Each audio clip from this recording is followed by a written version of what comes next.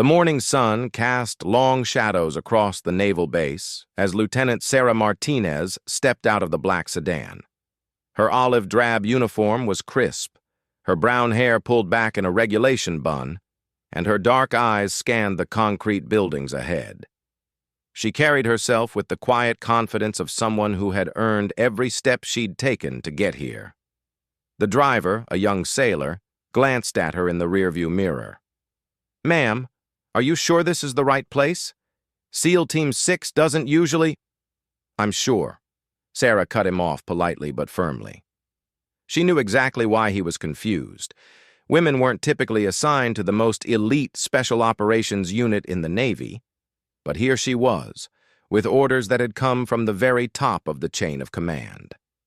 The sedan pulled away, leaving Sarah standing alone outside Building 47. The structure looked ordinary enough from the outside, but she knew that behind those walls operated the most lethal warriors the military had to produce. Men who had earned their place through years of brutal training, countless missions, and an unbreakable brotherhood forged in blood and sweat. And now, they expected her to fit in. Sarah adjusted the strap of her duffel bag and walked toward the entrance. Her footsteps echoed in the empty corridor as she followed the signs toward the team briefing room. She could hear voices coming from behind a closed door, and she paused for a moment to steady her nerves. She'd been through this before, of course. Every assignment had started the same way, with doubt, suspicion, and the unspoken challenge to prove she belonged. She'd graduated top of her class from the Naval Academy, completed Ranger School, and served 2 tours in Afghanistan with distinction. Her record spoke for itself, but she knew that wouldn't matter to the men waiting behind that door. Taking a deep breath, Sarah knocked twice and entered. The conversation stopped immediately. 6 pairs of eyes turned toward her, and the temperature in the room seemed to drop 10 degrees. The men were seated around a conference table, some in uniform, others in casual clothes. They were all physically imposing, with the lean, muscled build that came from years of specialized training. At the head of the table sat Commander Jake Morrison, a man whose reputation preceded him even in elite circles.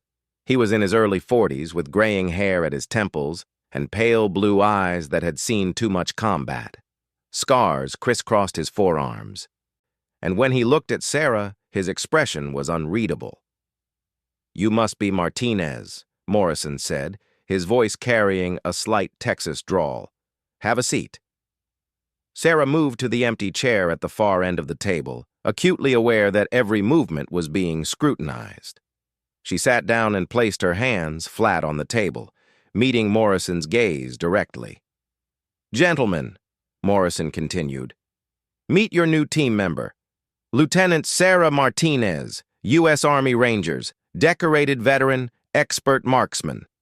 He paused, and Sarah could hear the unspoken "but" hanging in the air.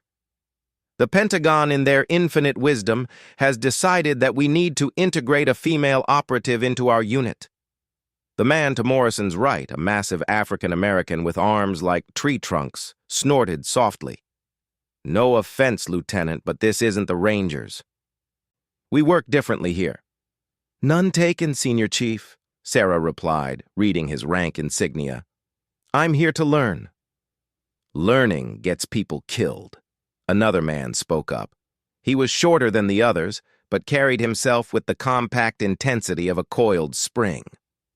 "This isn't some equal opportunity experiment. Lives depend on every person in this room knowing their job."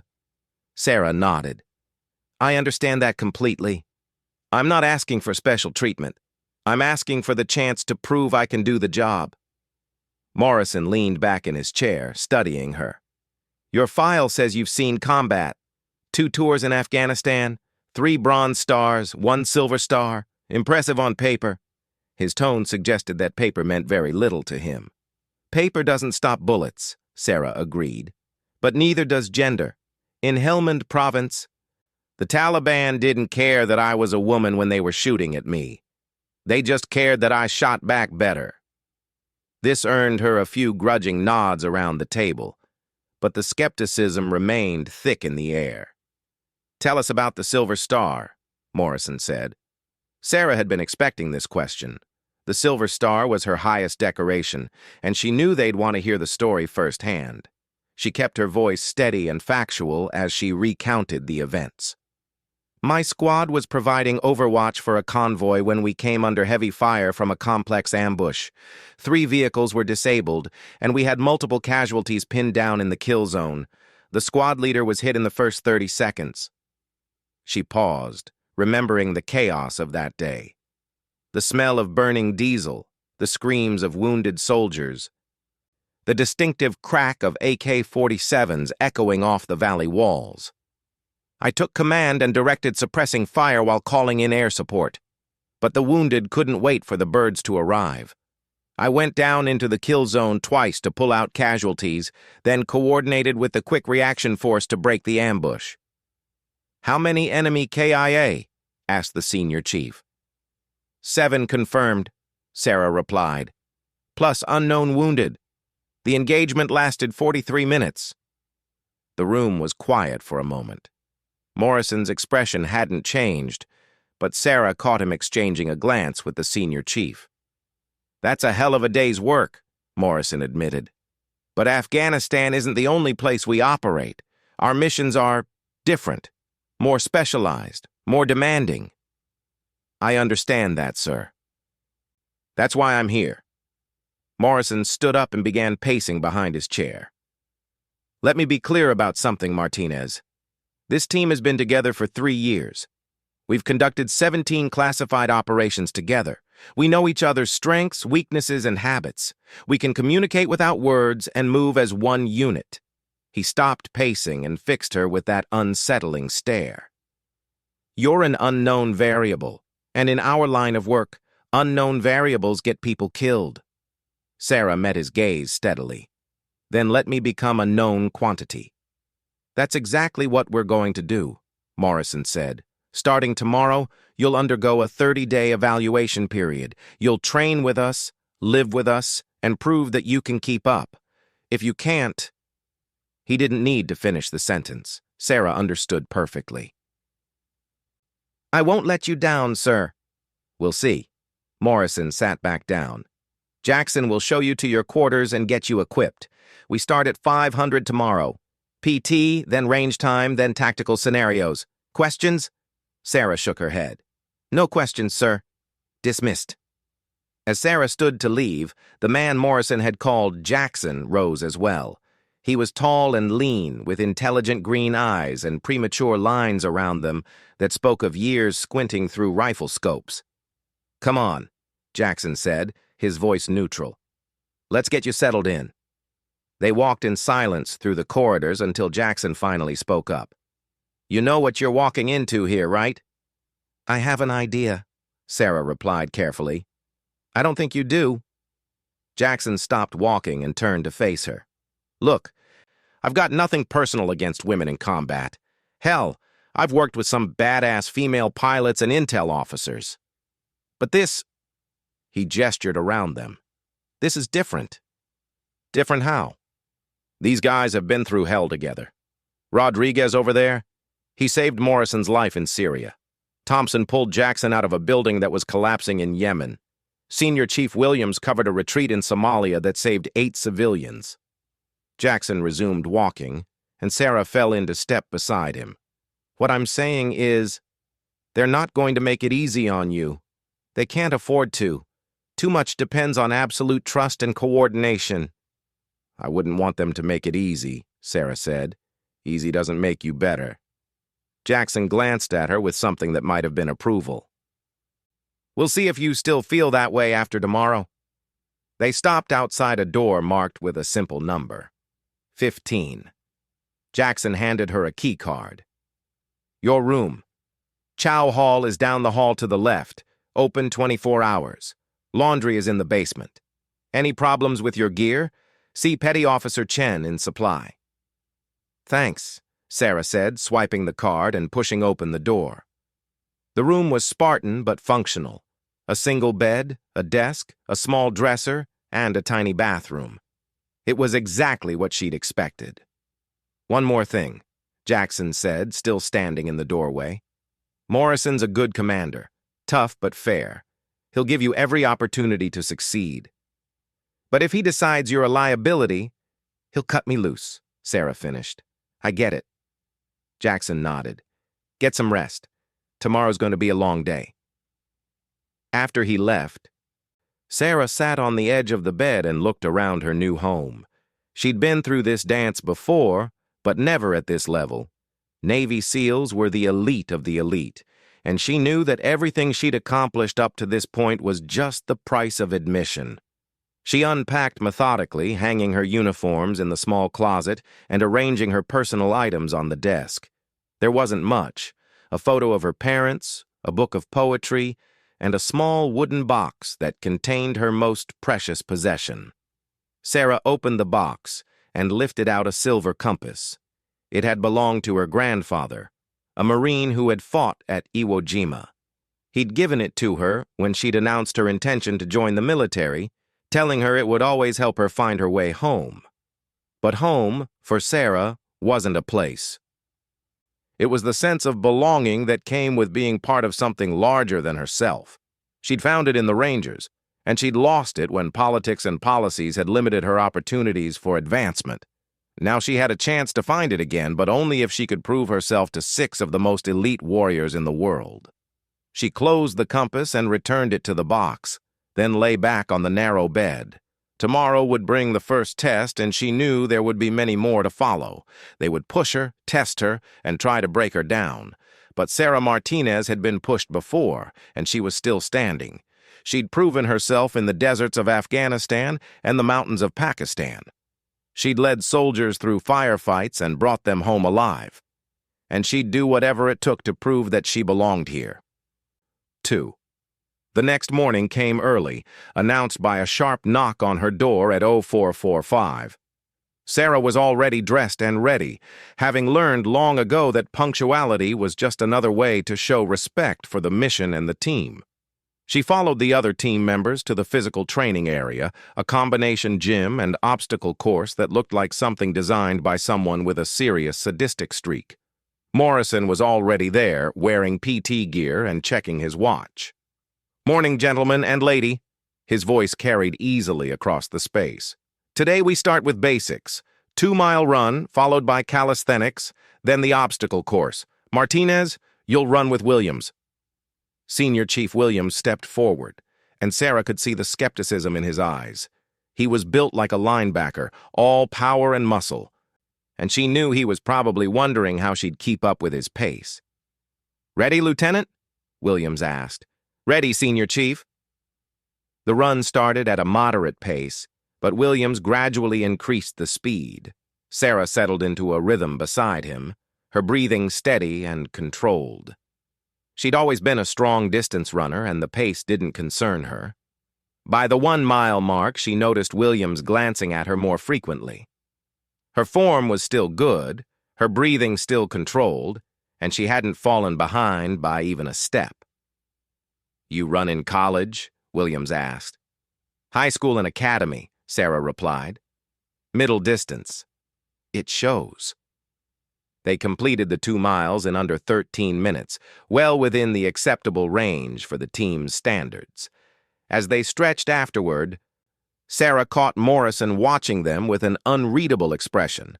The calisthenics were brutal but familiar: push-ups, sit-ups, pull-ups, and a variety of other exercises designed to test functional strength and endurance. Sarah kept pace with the others, her form crisp and controlled even as the repetitions mounted. But it was the obstacle course that would be the real test. The course was a maze of walls, ropes, tunnels, and barriers that required not just physical strength, but also coordination and problem-solving skills. Sarah had run similar courses before, but this one was clearly designed to push even elite operators to their limits. "Standard rules," Morrison announced. "Clean run, no shortcuts. Help your buddy if he needs it. Time starts now." The team surged forward as one, and Sarah found herself running beside Jackson. The first obstacle was a 12-foot wall, and she watched as the others attacked it with practiced efficiency. Jackson reached the wall first and immediately turned to boost Sarah up. She accepted the help without hesitation, then reached down to help pull him over. It was a small thing, but she noticed the way he nodded his approval. The course continued for nearly 2 miles, with obstacles spaced at irregular intervals. Some required pure strength, like the rope climb at the halfway point. Others demanded agility and balance, like the narrow beam suspended 15 feet in the air. Sarah attacked each challenge methodically, using technique to compensate where she couldn't match the other's raw strength. When she came to a wall that was just too high for her to reach the top, Rodriguez appeared beside her without a word, offering his hands as a step.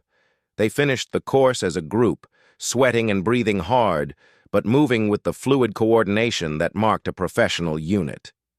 Morrison checked his stopwatch and nodded with apparent satisfaction. "Not bad," he said. "Rest up. We hit the range in 30. As the team dispersed to grab water and towels, Williams approached Sarah. "Good run this morning, Martinez. You've got some speed." "Thank you, Senior Chief." "Don't thank me yet. The PT was just a warm-up. Things get more interesting from here." Sarah understood exactly what he meant. Physical fitness was just the baseline for a unit like this. The real tests would come when they started evaluating her tactical skills, her ability to think under pressure, and her capacity to function as part of a team in life-or-death situations.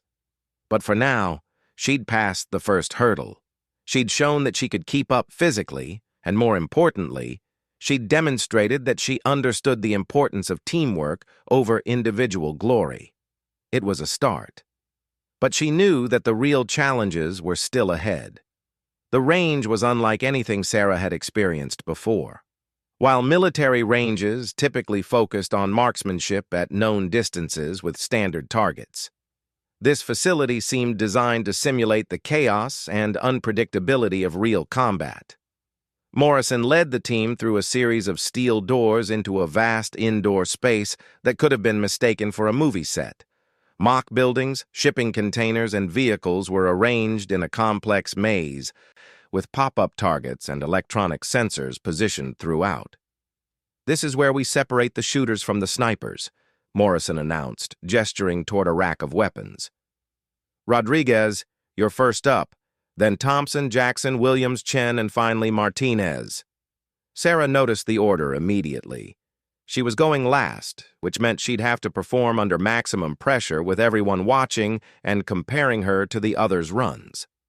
It was exactly what she'd expected. Rodriguez stepped up to the start line, selecting a suppressed M4 carbine from the rack. At Morrison's signal, he disappeared into the maze. Even from outside, Sarah could hear the distinctive sound of suppressed gunfire as Rodriguez engaged targets throughout the course. He emerged 4 minutes later, breathing hard but controlled. Morrison checked a tablet that displayed the electronic scoring system. 14 targets engaged, 13 hits, 1 miss. Time, 3 minutes, 47 seconds. Morrison's tone was neutral, but Sarah could see that this was considered a solid performance. Thompson went next, followed by Jackson. Both turned in similar performances, fast, accurate, but not perfect. When Williams finished his run with 15 hits out of 15 targets in just over 4 minutes, he earned nods of approval from the others. Chen, the youngest member of the team, struggled slightly with the complex angles and moving targets, missing 3 shots but completing the course safely. Finally, it was Sarah's turn. She approached the weapon rack and examined the options carefully. The M4 was the obvious choice, familiar, reliable, and what the others had used. But Sarah noticed a different rifle in the rack, a MK-12 special purpose rifle, essentially a precision version of the standard military rifle. "Interesting choice," Morrison observed as Sarah lifted the MK-12. "That's not a close-quarters weapon." "No, sir, it's not," Sarah agreed, checking the rifle's action and sight picture. "But it's what I'm most comfortable with." She'd trained extensively with the MK-12 during her Ranger deployment, using it for designated marksman duties. The weapon was heavier and longer than the M4, less suited for the tight spaces of the shooting house, but Sarah had a plan. At Morrison's signal, she entered the maze. The course was more complex than she'd anticipated. Targets popped up at unexpected angles, some requiring split-second identification between friendly and hostile figures. Others were partially obscured, demanding precise shot placement to score hits. But Sarah had an advantage the others hadn't used. Instead of rushing through the course like a traditional close-quarters battle scenario, she moved deliberately, using the Mk-12's superior accuracy to engage targets at longer ranges before they became problematic. She climbed onto a shipping container early in the course, giving herself an elevated position that allowed her to see target locations the others had to discover by moving through the maze. From this vantage point, she could engage multiple targets with precise shots before moving to a new position. The strategy required more time, but resulted in cleaner shots. Sarah took her time, breathing controlled, trigger squeeze smooth. Each shot was deliberate, calculated. When she finally emerged from the course, the team was waiting with expressions ranging from curiosity to skepticism. Morrison checked his tablet, and Sarah watched his eyebrows rise slightly. 17 targets engaged, 17 hits. Time, 5 minutes, 12 seconds. The time was slower than the others, but the perfect score spoke for itself. "Show off," Rodriguez muttered, but there was respect in his voice. Morrison studied the tablet more closely. "How did you engage 17 targets when the others only found 14 to 15? "Different approach, sir. I used elevation to identify targets that were hidden from ground level, then engaged them before moving through their sectors." Jackson looked impressed despite himself. "That's thinking like a sniper, not an assaulter." "Sometimes the mission requires different tools," Sarah replied. Morrison nodded slowly. "Indeed it does. All right, people, that's enough range time for today. Tomorrow we'll run some tactical scenarios. Martinez, good shooting. But remember, on a real mission, taking 5 minutes to clear a building might mean your teammates are already dead." It was a fair criticism, and Sarah acknowledged it with a nod. "Understood, sir. I'll adapt my approach." That evening, the team gathered in the common area of their barracks building. It was the first time Sarah had seen them in a social setting, and she was curious how they'd interact with her outside of formal training. She needn't have worried. The conversation flowed naturally around current events, sports, and good-natured ribbing about the day's training. Jackson, who she was learning served as the team's communications specialist, was telling a story about a disastrous mission in Eastern Europe when Williams turned to Sarah. "Martinez, you said you were a designated marksman in the Rangers. What kind of distances were you working?" "Varied by terrain and mission," Sarah replied. "In the mountains, sometimes 800 to 1,000 meters. In urban areas, more like 300 to 400. "Confirmed kills?" Rodriguez asked bluntly. Sarah met his gaze steadily. "I don't discuss specific numbers, but I did my job." Rodriguez nodded, apparently satisfied with that answer. In the special operations community, operators who bragged about their kill counts were generally viewed with suspicion. "What made you want to transition from Army to Navy?" Chen asked. "Rangers are pretty elite themselves." Sarah had been expecting this question too, and she'd decided to answer it honestly. "Politics," she said simply. "The Ranger Regiment is progressive compared to some units, but there are still limits on where women can serve and what positions they can hold. I wanted to be where the mission was, not where policy said I belonged." "And you think that place is with us?" Morrison had entered the room quietly and caught the end of the conversation. "I think that place is wherever I can best serve," Sarah replied. "Right now that appears to be here." Morrison grabbed a cup of coffee and sat down across from her. "Tell me about your worst day in Afghanistan." The room got quiet. Sarah realized this was another test, but a different kind. They weren't evaluating her physical abilities now. They were trying to understand how she processed trauma, loss, and failure. She thought for a moment about which story to tell. There had been plenty of bad days, but one stood out. "We were running a joint operation with Afghan National Army forces," she began. "Intelligence indicated a high-value target was meeting with local Taliban commanders in a compound outside Musa Qala." Sarah paused, remembering. The intel was wrong. When we hit the compound, we found a wedding celebration. Civilians, kids, elderly people. We realized the mistake immediately and started to withdraw, but someone panicked and opened fire. The room remained silent. These men had all been in similar situations, and they understood the weight of what she was describing.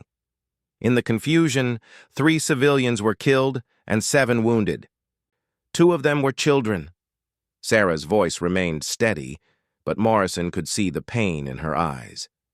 "We provided medical aid and evacuated the wounded, but the damage was done." "What happened to the shooter?" Williams asked quietly. "Court-martial, convicted, dishonorably discharged." Sarah met each of their gazes. But that didn't bring back the dead or heal the wounded. And it didn't change the fact that we'd failed in our most basic responsibility, protecting innocent people. "How did that change how you operate?" Morrison asked. "I became obsessive about intelligence verification. I started pushing back on missions when the intel seemed thin or the risk to civilians was too high." Sarah paused. "It didn't make me popular with some commanders." Morrison nodded slowly. "The ability to say no to a bad mission is just as important as the ability to execute a good one. Sometimes more important." The conversation continued for another hour, ranging across topics that revealed more about the team's dynamics and personalities. Sarah learned that Rodriguez had a PhD in engineering, but preferred blowing things up to building them. Thompson, quiet and serious during training, had a wicked sense of humor and did spot-on impressions of various officers they'd served under. When the group finally broke up for the evening, Jackson hung back as the others left. "Can I ask you something?" he said when they were alone. "Sure." "That story about the wedding, was that really your worst day?" Sarah considered the question carefully. "It was the day that changed me the most." "Whether that makes it the worst," she shrugged. "I've had days where I was in more danger, days where I lost people I cared about. But that day taught me that good intentions aren't enough. You have to get it right every time." Jackson studied her face. "Morrison likes you, you know. He wouldn't have asked about your worst day if he didn't think you had a chance of making it here." "What do you think?" "I think you're different from what any of us expected. Better in some ways, different in others." Jackson paused. "But different isn't necessarily bad. This team has been together long enough that we might benefit from a fresh perspective." The next morning brought tactical scenarios, complex training exercises designed to simulate real mission conditions. The team would face scenarios ranging from hostage rescue to high-value target capture, all conducted in elaborate mock-ups that replicated everything from embassy compounds to terrorist hideouts. Morrison gathered the team in a briefing room where a detailed scale model of a 3-story building sat on a central table. "Today's scenario," he announced. "Intelligence indicates that a high-value target is being held on the 2nd floor of this structure. Unknown number of hostiles, at least 2 confirmed.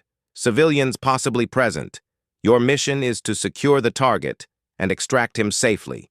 He gestured to different sections of the model. 2 entrances, front and rear. Windows on all floors, but they're barred on the 1st floor.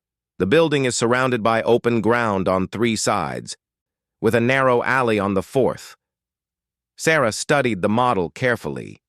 It was a classic tactical problem: how to assault a defended position without getting your team killed or losing the objective. "Standard 4-man entry?" Rodriguez asked. "Your call," Morrison replied. "But remember, This is a live fire exercise with paint rounds. You get hit, you're dead. The target gets killed, you fail the mission. The team huddled around the model, discussing approach options. Sarah listened as they debated breach points, timing, and assignments. She noticed that they automatically fell into familiar roles. Rodriguez as breacher, Thompson as point man, Williams as team leader, with Jackson and Chen providing support. "Where do you want Martinez?" Williams asked Morrison. "That's up to the team," Morrison replied. "She's your sixth man. Use her however you think best." Williams turned to Sarah. "What do you think? Where can you best contribute?"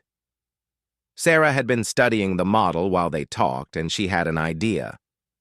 "Senior Chief, what if we approach this differently? Instead of a standard assault, what if we create a diversion to draw defenders away from the target?" "Go on," Williams said. Sarah pointed to the model. "Most of these scenarios assume defenders who are smart and disciplined. But what if they're not? What if we can make them react emotionally instead of tactically?" She traced a finger along the building's exterior. "Put me here, on the roof of the adjacent building with a precision rifle. I create a sniper threat that forces them to reposition, then you hit them while they're moving." Rodriguez looked skeptical. "That puts you out of the fight. We'd be down a man for the actual assault." "Not if I can control their movement and pick off targets of opportunity," Sarah countered. "Plus, I'd have overwatch for your extraction." Williams considered this. "It's not standard doctrine." "No, sir, it's not. But it might work." After more discussion, they decided to try Sarah's approach. 20 minutes later, she was positioned on a mock rooftop with a paint-round rifle, while the rest of the team prepared their assault. The exercise began with Sarah engaging a target visible in a third-floor window. The paint round splattered against the wall next to the mannequin, close enough to simulate a near miss by a sniper. As Sarah had predicted, the response was immediate and emotional. Defenders moved away from windows, abandoning prepared positions to hunt for the sniper threat. That's when Williams led the assault team through the rear entrance. The exercise was over in 90 seconds. The team successfully secured the objective and eliminated all hostile targets while sustaining 0 casualties. Morrison, who had been observing from a control booth, emerged with a stopwatch and evaluation sheets. "Time, 1 minute, 32 seconds. All objectives accomplished, no friendly casualties." He looked at Sarah. "Interesting approach, Martinez. Not by the book, but effective." "Sometimes the book doesn't account for every situation," Sarah replied. "True, but what happens when the enemy doesn't react the way you expect? What if they're disciplined enough to ignore the sniper threat?" "Then I abort the diversion and provide direct fire support for the assault," Sarah said. "The overwatch position still gives the team an advantage." Morrison nodded. "Good answer. All right, people, that's a wrap for today. Tomorrow we'll run some night scenarios, then waterborne operations." As the team cleaned their weapons and equipment, Sarah noticed that their attitude toward her had shifted subtly. There was still caution, still evaluation, but the open skepticism was fading. Jackson approached as she finished field stripping her rifle. "Nice thinking on the diversion. Where'd you learn to think like that?" "Afghanistan taught me that conventional tactics don't always work against unconventional enemies," Sarah replied. "Sometimes you have to get creative." "The Rangers teach much small unit tactics?" "Some, but most of what I learned came from necessity." Sarah reassembled her weapon with practiced efficiency. "When you're leading a squad and people's lives depend on your decisions, you learn to think outside the box pretty quickly." That evening, as Sarah was returning from the chow hall, she encountered Morrison walking alone across the base. He fell into step beside her without speaking for several minutes. Finally, he said, "You're doing better than expected." "Thank you, sir." "Don't thank me yet. We're only 3 days in. The real challenges are still ahead." Sarah glanced at him. "What kind of challenges?" Morrison stopped walking and turned to face her. "The kind where people die if you make mistakes. The kind where split-second decisions determine whether your teammates go home to their families. His expression was serious, almost grave. Physical fitness, marksmanship, tactical thinking, those are just tools. What matters is how you use those tools when everything goes wrong, when you're scared, hurt, and the plan falls apart. How will you test that? Sarah asked. Morrison smiled, but it wasn't a pleasant expression. Oh, you'll know when it happens. Trust me on that. As he walked away, Sarah felt a chill that had nothing to do with the evening air. She'd been through enough military training to recognize the tone in Morrison's voice. Something was coming, something designed to push her beyond her limits and test not just her skills, but her character. She just didn't know what form that test would take. 3 days later, she found out. The team was roused at 0300 for what Morrison described as a night infiltration exercise. They were loaded into a helicopter and flown out over the ocean, where they would conduct a simulated insertion onto a hostile shore. But as the helicopter approached the drop zone, Sarah realized this wasn't going to be a simple training exercise. The weather was deteriorating rapidly. What had started as a routine flight was turning into something much more dangerous as wind and rain battered the aircraft. Through her headset, she heard the pilot's voice, tense with concentration. "Commander, weather's getting worse. Recommend we abort and return to base." Morrison's response was immediate. "Negative. Continue to drop zone." Sarah exchanged glances with the other team members. She could see the same question in their eyes that she was asking herself. Was Morrison really going to put them into a dangerous situation just for training? The answer came minutes later when the helicopter reached the drop zone. Through the open door, Sarah could see 30-foot swells and a coastline that looked nothing like the maps they'd studied. "Equipment check," Morrison shouted over the engine noise. "We're going in." And Sarah realized that this wasn't just another test of her tactical skills. This was something far more serious and far more dangerous. The helicopter lurched violently as another gust of wind caught it broadside. Sarah gripped her equipment bag tighter and tried to read Morrison's expression in the dim red light of the cabin. His face was calm, but she could see the tension in his shoulders. "Listen up," Morrison shouted over the engine noise. "Intel came in 2 hours ago. This isn't a training exercise anymore. We have a real-world situation." The words hit the team like a physical blow. Sarah felt her stomach drop, and it wasn't from the helicopter's motion. "American journalist taken hostage by a drug cartel on the Baja Peninsula. They're demanding prisoner releases and threatening to execute him at dawn. Mexican government requested our assistance." Morrison pulled out a waterproof map case and spread it on his knee. "Target location is a compound 15 miles inland. Heavily defended, unknown number of hostiles. Local authorities will provide distraction on the main approach while we infiltrate from the sea." Sarah's mind raced. A real mission meant real bullets, real consequences, and no room for error. Every decision she made would be scrutinized not just by Morrison and the team, but by the results they achieved.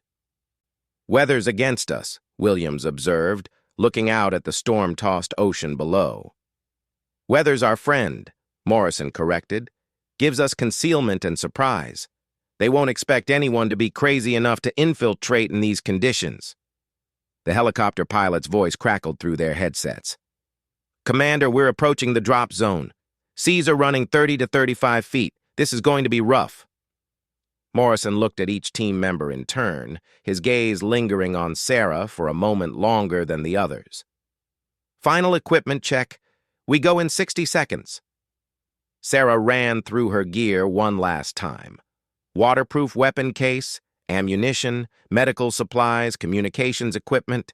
Everything was secured and ready.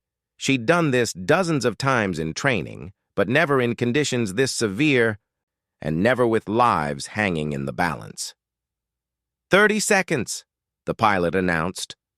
The helicopter descended toward the churning ocean, fighting crosswinds that threatened to slam it into the water. Sarah could see waves that looked like moving mountains, their white caps torn away by the wind. 10 seconds. Good luck, people.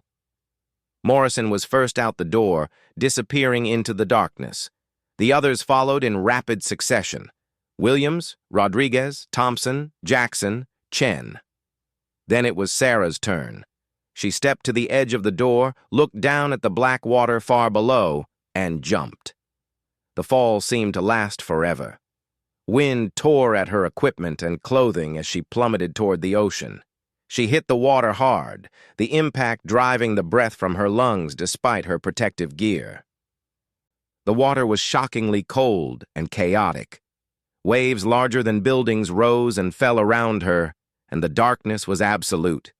For a terrifying moment, Sarah couldn't tell which way was up. Training took over. She inflated her flotation vest and activated her emergency beacon, then looked around for the rest of the team.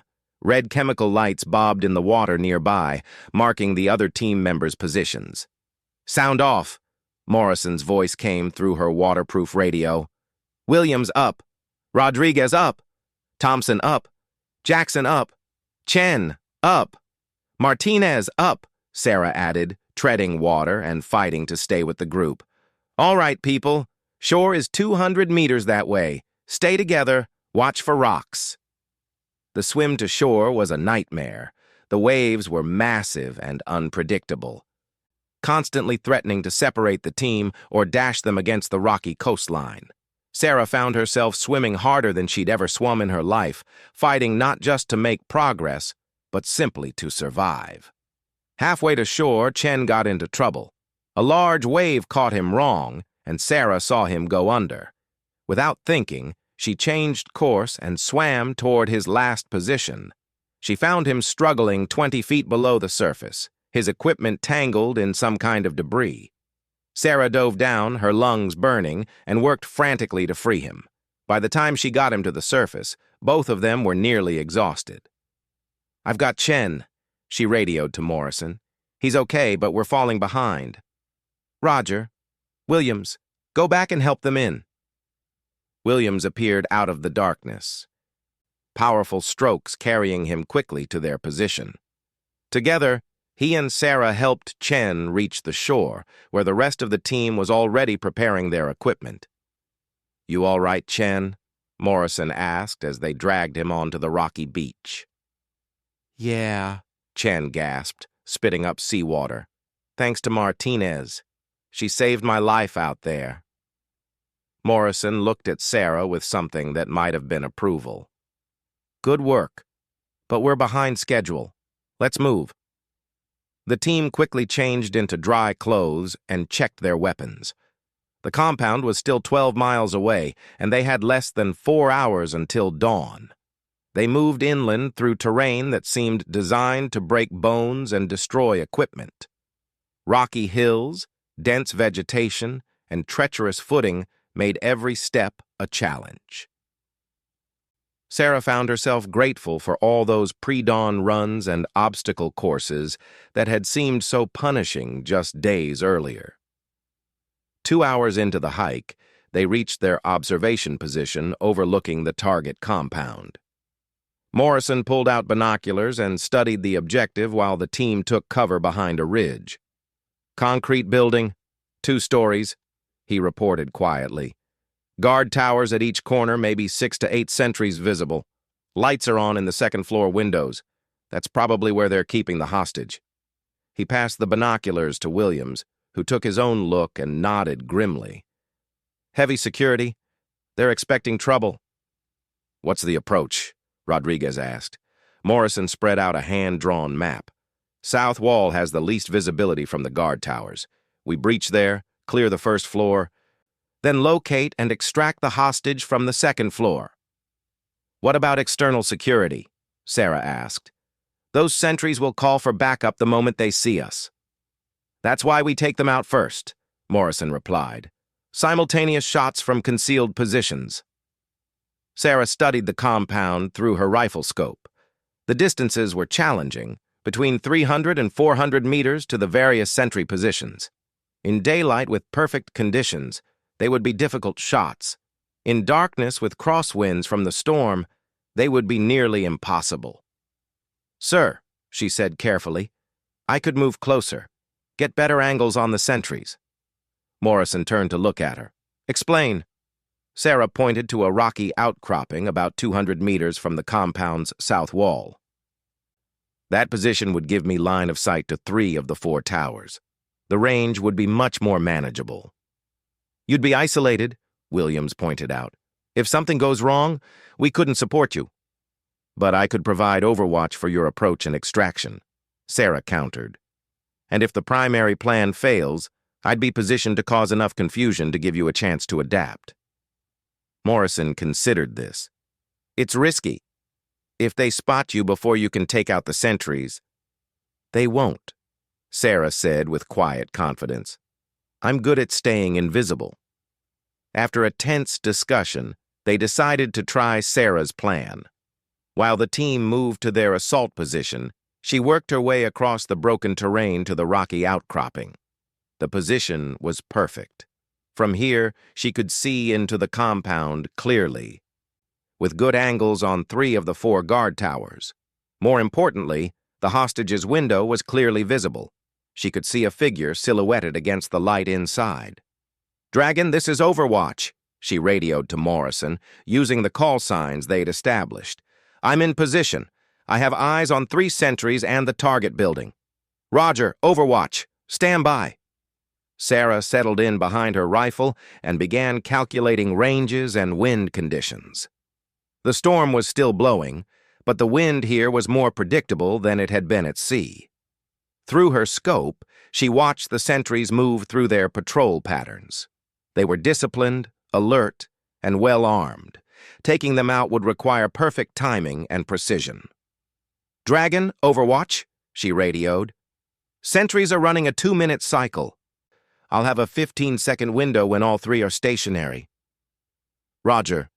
We're moving to breach positions. Call when you're ready." Sarah controlled her breathing and settled into the rifle. The first sentry was in the northwest tower, about 380 meters away. The second was in the northeast tower at 340 meters. The third was on ground patrol, currently at 290 meters and moving. She waited for the cycle to come around again. When all 3 targets were stationary, she keyed her radio. "Targets acquired. Taking the shot in 5 seconds." Sarah fired 3 times in rapid succession, working the bolt between shots with mechanical precision. Through her scope, she saw all 3 sentries drop. "All targets down," she reported. "You're clear to move." "Roger. Good shooting. Overwatch." Sarah watched the assault team move swiftly across the open ground toward the compound wall. Rodriguez placed a small explosive charge against the concrete, and the team stacked up in assault formation. The breach was perfect. A small explosion blew a hole in the wall large enough for the team to enter quickly. Sarah watched them disappear into the building and waited tensely for radio updates. "Dragon entering first floor," Morrison reported. 2 hostiles down, continuing to second floor." Minutes passed with no further communication. Sarah kept her rifle trained on the building, ready to provide supporting fire if the team needed it. Then she saw movement in one of the second-floor windows. A figure appeared, dragging another person, the hostage. Even at this distance, she could see that the hostage was injured and barely conscious. "Dragon, Overwatch," she radioed urgently. "I have eyes on the target. 2nd floor, south window. 1 hostile with hostage appears to be moving toward the roof." "Roger, we see them, moving to intercept." But Sarah could see that the team wouldn't reach them in time. The hostile was already pushing the hostage toward a stairway that led to the roof, probably planning to use him as a human shield during their escape. She had a shot. It was an extremely difficult shot, nearly 400 meters, crosswind, and with the hostage in close proximity to the target. But it was the only chance they had. Sarah adjusted her scope and began to control her breathing. She waited for the wind to settle, then found her target in the crosshairs. The hostile was holding the hostage in front of him as they moved toward the roof access. There was only a small portion of the hostile visible, part of his head and shoulder. Any miss would likely hit the hostage. Sarah had made similar shots before, but never with so much at stake. She thought about Chen struggling underwater, about the journalist whose life hung in the balance, about all the tests and challenges that had brought her to this moment. She exhaled slowly and squeezed the trigger. Through her scope, she saw the hostile drop instantly. The hostage collapsed but was clearly alive, no longer under immediate threat. "Target down," Sarah reported. "Hostage is clear." "Outstanding shot, Overwatch. We're securing the package now." 15 minutes later, the team was moving back toward the extraction point with the rescued journalist. Sarah had rejoined them, carrying some of the wounded man's weight as they made their way through the rough terrain. The journalist was in bad shape, dehydrated, beaten, and barely conscious, but he would survive. The mission had been a complete success. As they reached the beach where their extraction helicopter was waiting, Chen approached Sarah. "Thanks again for back there," he said, referring to the ocean rescue. "I owe you one." "We're a team," Sarah replied simply. "That's what teammates do." The helicopter ride back to base was quieter than the flight out. The storm had passed, and the dawn sky was clear and peaceful. Sarah found herself wondering if this had been another test, or if Morrison had really thrown her into a live operation on her 4th day with the team. She suspected she'd never know for sure. Back at the base, the team went through the standard post-mission debrief. Morrison praised everyone's performance, but Sarah noticed that he seemed particularly pleased with her Overwatch work and the precision shot that had saved the hostage.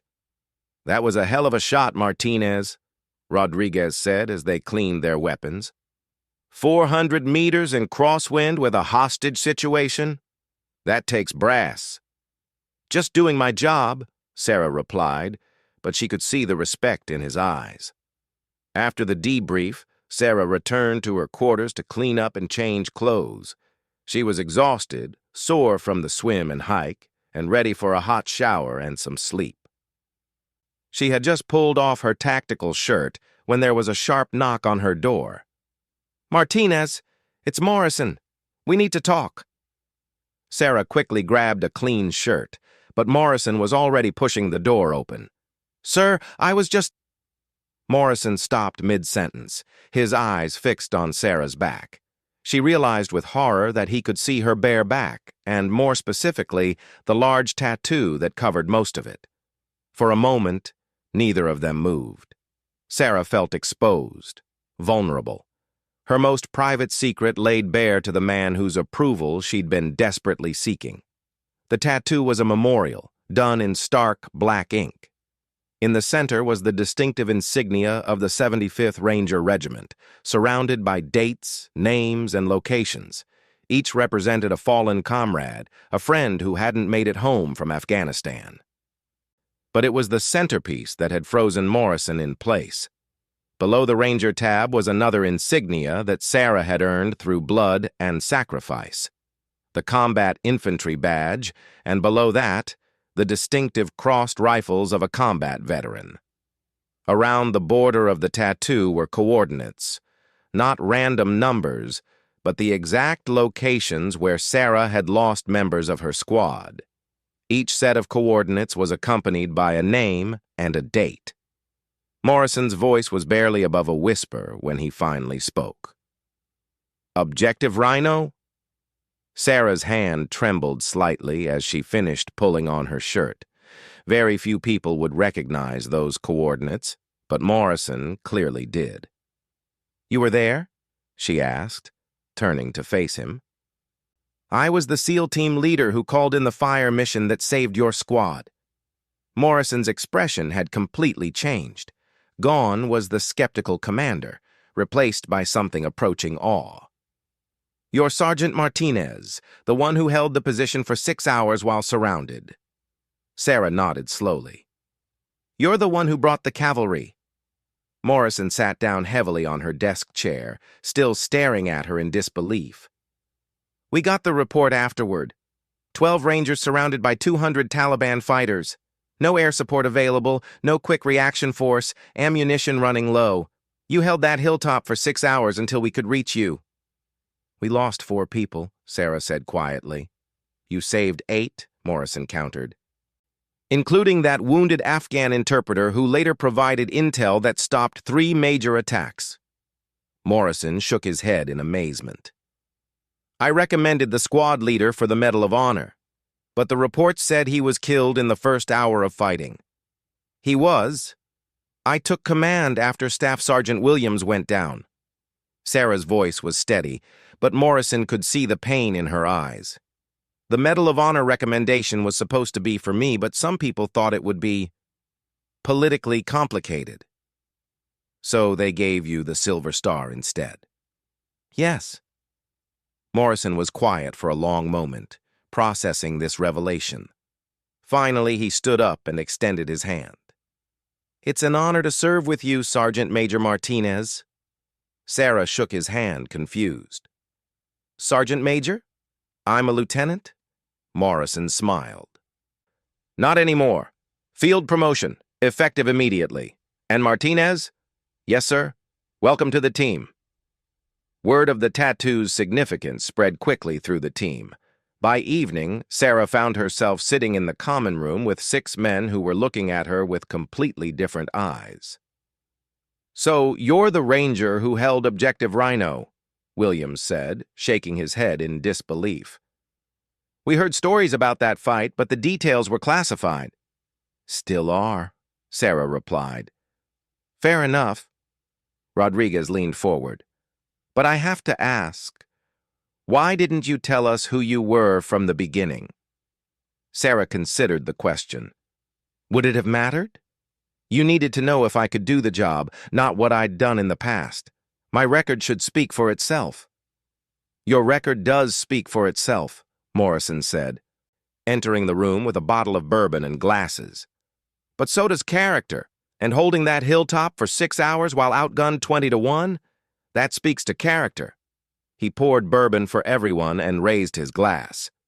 To Sarah Martinez, our new team sniper and a soldier's soldier. They drank, and Sarah felt something she hadn't experienced in months.